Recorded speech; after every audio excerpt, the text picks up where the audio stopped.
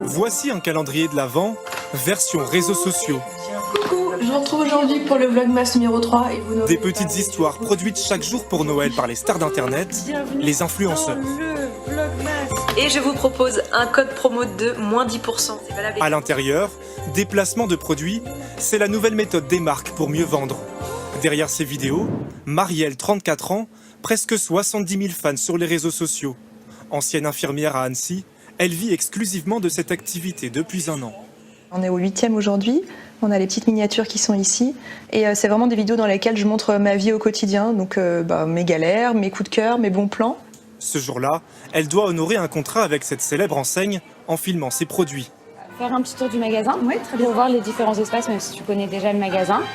Escortée par la direction, Marielle tâte le terrain. Je vois déjà des marques qui vont plaire et qu'on ne retrouvera pas ailleurs. Et la mise en scène peut commencer. Dans tous les rayons, cosmétiques, vêtements, des idées cadeaux mises en avant, un coup de projecteur bienvenu pour les vendeurs. Évidemment, si on peut avoir la chance d'être vu par ailleurs, pour nous c'est plus qu'une opportunité, c'est extraordinaire. Une nouvelle manière de faire de la pub qui s'accentue depuis 2014 avec le boom des réseaux sociaux. Guirlandes, boucles de Noël, décorations. Et voilà, à la fin ça ressemble à ça. Sa rémunération pour aujourd'hui est gardée secrète. Ce genre de vidéo peut coûter cher aux marques, de quelques centaines à quelques dizaines de milliers d'euros selon la notoriété des influenceurs. Les fêtes de fin d'année peuvent représenter jusqu'à 50% de leurs revenus selon cette agence de publicité.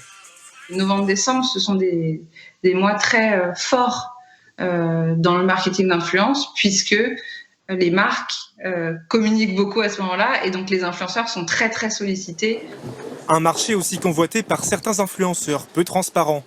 Pour éviter ces publicités déguisées, le gouvernement souhaite réguler le secteur. Les influenceurs et créateurs de contenu doivent afficher leur partenariat avec les marques sur les réseaux sociaux. La répression des fraudes promet de durcir le ton sur ces pratiques. L'an dernier, elle a déjà condamné une célèbre influenceuse à 20 000 € d'amende pour pratiques commerciales trompeuses.